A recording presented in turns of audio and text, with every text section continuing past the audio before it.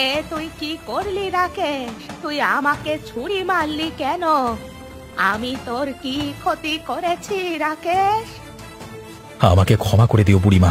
এখন তোমার থেকেও আমার বড় হওয়াটা বেশি দরকার, উচ্চ শিক্ষা নেওয়া দরকার আমার। এই পাপ কাজের জন্য তুই নিশ্চয় ওই নেতার কাছ থেকে টাকা নিয়েছিলিস। সেটা তোমার জানবার প্রয়োজন নেই বুড়ি, তুমি এখন হাসতে হাসতে মরে যাও দেখি। না না, এই ছুরিটাকে দিঘির জলে ফেলে দিয়ে আমি এখান থেকে পালিয়ে যাই। কেউ যদি আমাকে দেখে ফেলে তাহলে অসুবিধে হয়ে যাবে।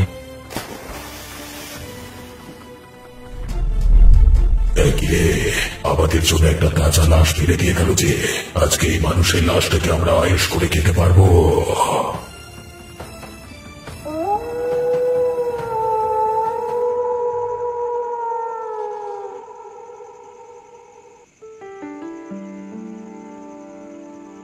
কিরে দিবাকর, তোকে যে কাজটা দিয়েছিলাম কাজটা করেছিস? হ্যাঁ, কাজটা করেছি। একদম আজকে রাতের মধ্যেই কাজটা হয়ে যাবে। তুই ওই ছেলেটাকে রাজি করালি কিভাবে?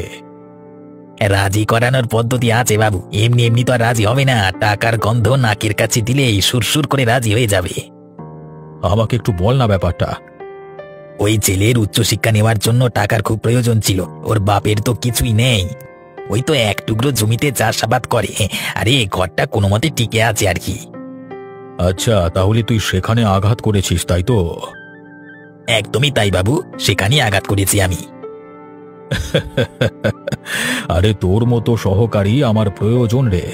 তাহলে তুই কি বলিস, আমার এই শত্রু পেছনে লাগা বুড়িটা আজকে রাতের মধ্যেই ববলীলা সঙ্গ হয়ে যাবে। যা যা, কালকের মধ্যে যদি কাজ উদ্ধার হয়ে যায় তাহলে আমি তোকে মাল খাবার পয়সা দিয়ে দেব, তোর কষ্ট সার্থক হবে।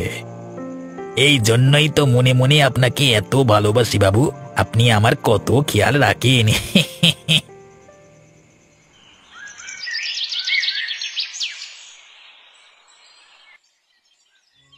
ঠাকুমা, তুমি কোথায় গেলে?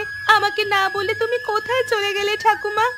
হ্যাঁ, আমার যে খুব খিদে পেয়ে গেছে, তুমি তাড়াতাড়ি ফিরে এসো ঠাকুমা।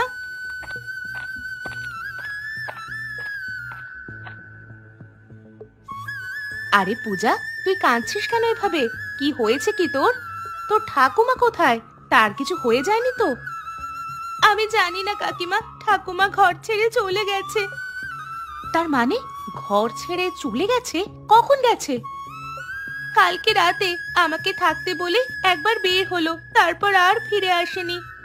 সারা রাত আমি একা কাটিয়েছি, এখনো পর্যন্ত ফিরে আসেনি ঠাকুমা। সে কি রে, কার সাথে গিয়েছিল তোর ঠাকুমা, কিছু জানিস? না কাকিমা, আমি কাউকে দেখিনি, শুধু ঠাকুমা একাই বের হয়ে গেল। এ তো মহা মুশকিল। এখন তাহলে তোর ঠাকুমাকে খুঁজবো কোথায় বল দেখি? ঠাকুমাকে ছাড়া আমি কিভাবে থাকবো কাকিমা? আমাকে না বলে কোথায় চলে গেল বলো তো? সেটাই তো হলো কথা, তোকে এইভাবে একা ফেলে রেখে তো তোর ঠাকুমার একদম যাওয়া উচিত হয়নি। আমি দেখি তোর কাকাকে বলে কি হয়, আমি ওইদিকে একটু খুঁজে দেখি। তুই চল আমার সাথে, সকাল থেকে তো কিচ্ছু খাসনি তুই। চল আমাদের বাড়িতে কিছু খেয়ে নিবি, চল। তারপর না হয় দুজনে মিলে খুঁজবো তোর ঠাকুমাকে। চলো কাকিমা।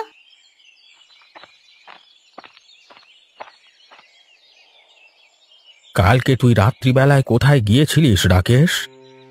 তা জেনে তোমার কি হবে? সব বিষয়ে তোমাকে এত কৈফিয়ত দিতে আমি পারবো না। নিজের বাপের সাথে এমন ভাবে কথা বলতে তোর লজ্জা করে না? যে বাপ নিজের ছেলের কথা ভাবে না তার কথা আমি ভাবতে রাজি নই, আর তার থেকে ব্যবহার শেখা তো দূরস্থান। শোন, ছোটবেলায় তোর মাকে হারানোর পর থেকে তোর এই বাপ খাইয়ে পরিয়ে তোকে মানুষ করেছে। কি দরকার ছিল আমাকে ফেলে দিতে? হতো ছোটবেলায় খাইয়েছো বলে সেই খাবার খোঁটা তুমি এখন দিচ্ছ? বুড়ো বয়সে তুমি কার কাছে যাবে? তোর সাথে আমি তর্ক করতে পারি না, যা ইচ্ছে করগে যা, তোকে আমি আর কোনোদিন কিছু জিজ্ঞেস করব না। জিজ্ঞেস করবার সুযোগও পাবে না, আমি কয়েকদিন পরই শহরে চলে যাব। কেন? শহরে গিয়ে কি করবি? কেন, তোমাকে তো আমি বলিয়েছিলাম আমি উচ্চশিক্ষা নেওয়ার জন্য শহরে যাব, সেটা নিতেই আমি যাব। কিন্তু এত টাকা কোথায় পাবি বাবা?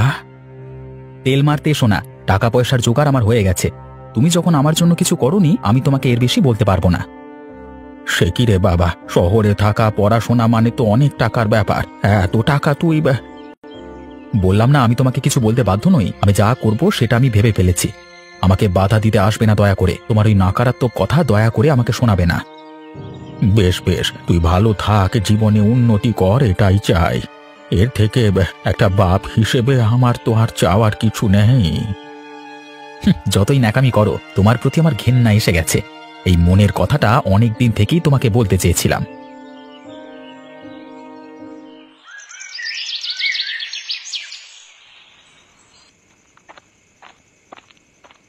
মাঝে মাঝে মনে হয় এই টাকার ব্যাগ থেকে কিছু টাকা সুটকে নিয়ে পালিয়ে যায় এখান থেকে, কিন্তু সেই সুযোগ তার হয়ে ওঠে না।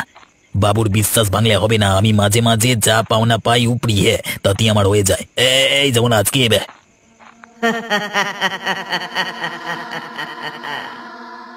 আরে আরে এভাবে কে হাসছে? কে ভয়ানক হাসি দিচ্ছে? আমার কথা এই মধ্যে ভুলে গেলি শয়তান? এত তাড়াতাড়ি তো আমার কথা তোকে ভুলতে দেব না। কে তুই? আমার সামনে এসে কথা বলে দিলাম, আমার সঙ্গে এরকম মস্করা করবি না। কিরে শয়তান, আমাকে চিনতে পারছিস তুই? ওরে কাকা রে, বুড়ি ভূত, তুই কোত্থেকে এলি রে?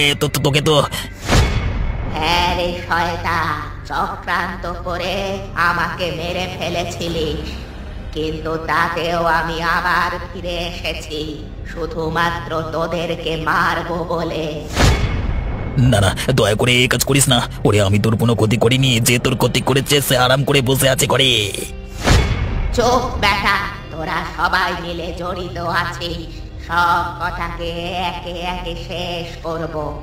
প্রথমে তোর পালা, আর তোকে শেষ করি। পালিয়ে যা দিবাকর, না হলে তোকে মেরে ফেলবে। ওরে কলা, আমি জীবনে প্রথম দেখছি কোনো ভূত আমাকে বাঁচানোর চেষ্টা করছে। এরা কারা? বেশি কথা বাড়াস না দিবাকর, তাড়াতাড়ি এখান থেকে পালিয়ে যা, না হলে কিন্তু বাঁচতে পারবি না। না না, আর এখানে থাকা যাবে না। ভূতেদের মধ্যে থাকলে মরে যাবো আমি। পালাই।